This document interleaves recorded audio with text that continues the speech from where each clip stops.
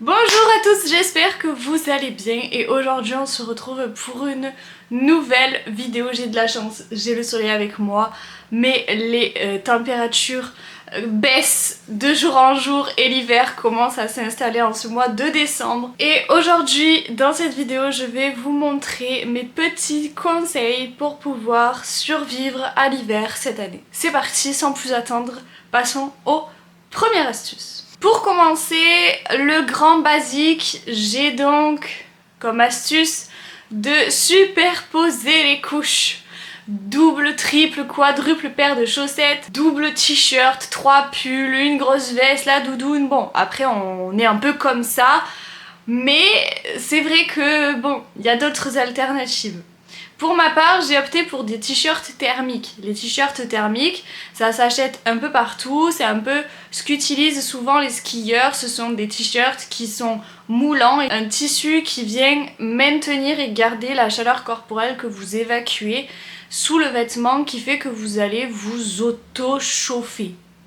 Je sais pas si vous avez compris, mais c'est le but, voilà. Pour ma part, j'en ai acquéri 2 et c'est vrai que ça me change la vie, je n'ai jamais froid. Vous avez d'autres vêtements de ce style, vous avez aussi les manteaux chauffants équipés d'un petit bouton, vous appuyez, boum, ça chauffe, machin, ça vous maintient au chaud. À vous, selon votre budget et selon ce que vous souhaitez, ce qui vous convient le mieux d'acheter pour pouvoir survivre à cet hiver, mais c'est vrai que les vêtements thermiques ou tout ce qui va être effet chauffant sont très utiles pour l'hiver, pour nous maintenir au chaud. La deuxième astuce, ça va concerner nos extrémités de corps, donc notamment les mains et les pieds. Pour ma part, j'ai opté pour des semelles chauffantes. Ce sont donc des semelles lambda.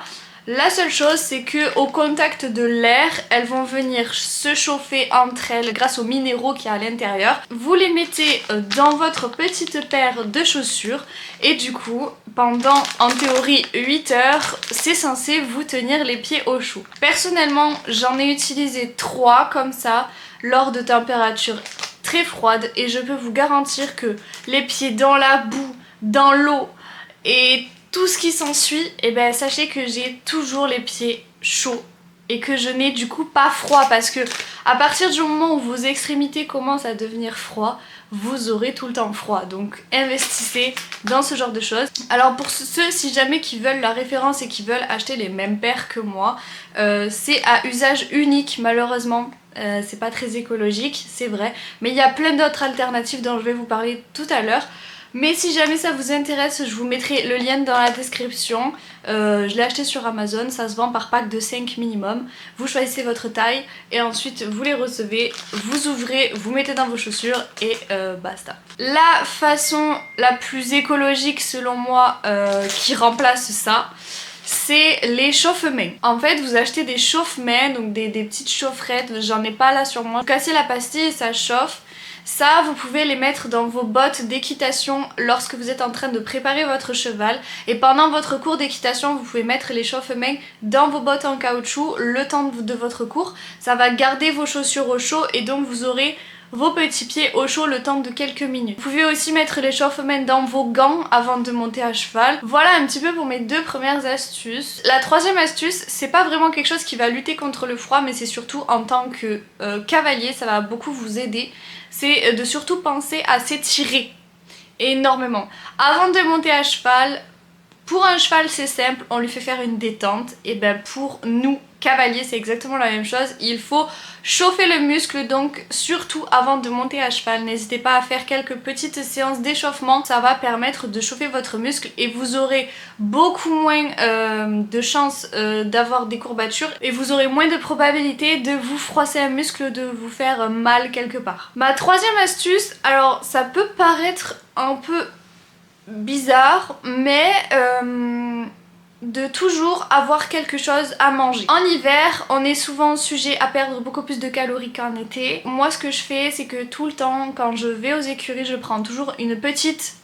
Attention, ceux qui viennent du Nord vont me détester, mais je prends toujours une petite chocolatine avec moi que je viens manger à la fin de ma séance ou lorsque j'ai terminé de travailler avec les chevaux pour justement me donner un petit peu plus de calories et me redonner un petit peu d'énergie parce qu'avec le froid, mine de rien, ça fatigue. Pensez aussi à prendre un petit tanka à manger à la fin de votre cours, ça fait pas de mal et en plus c'est la petite récompense, c'est plutôt pas mal. Mon conseil suivant, c'est par rapport à l'organisation de la préparation du cheval. J'en avais déjà parlé dans une précédente vidéo. Pour réduire le temps que vous passez dans le froid, il vaut mieux avoir une grande organisation. Ce que je vous conseille, c'est de préparer vos affaires à l'avance. Vous savez que vous montez tel cheval, prenez toutes les affaires du cheval en question, vous posez à côté de l'endroit où vous êtes censé faire le pansage, vous allez chercher le cheval, vous le pansez, vous avez toutes les affaires à votre disposition, pas besoin de faire 50 000 allers-retours, bam bam, vous le scellez, vous êtes déjà prêt. Mais en soi, vu qu'on est cavalier, bon, cette astuce,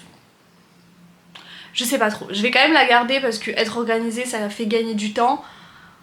Mais vu qu'on est cavalier et qu'on passe 7 heures par jour dehors, bon. Un autre conseil aussi, mais là ça va plus concerner le matériel équestre. Alors tout dépend si vous êtes cavalier de club et que vous avez des équipements ou si vous êtes propriétaire, tout dépend de la situation. Vu que le froid et l'humidité s'installent, ce que je vous conseille c'est d'entretenir régulièrement vos cuirs parce que le froid ça dessèche le cuir et donc c'est important de le nourrir régulièrement. Bon d'ailleurs moi je l'ai pas fait depuis un moment.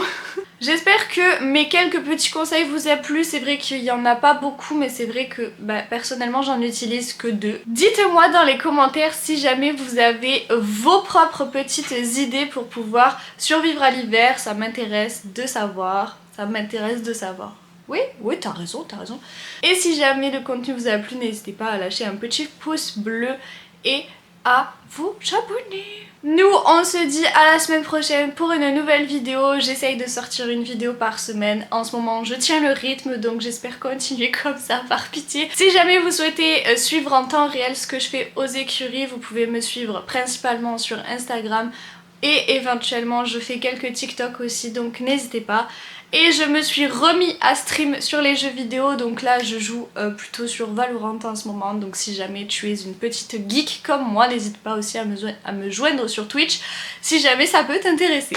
Sur ce, on se dit à la prochaine pour de nouvelles vidéos et à bientôt.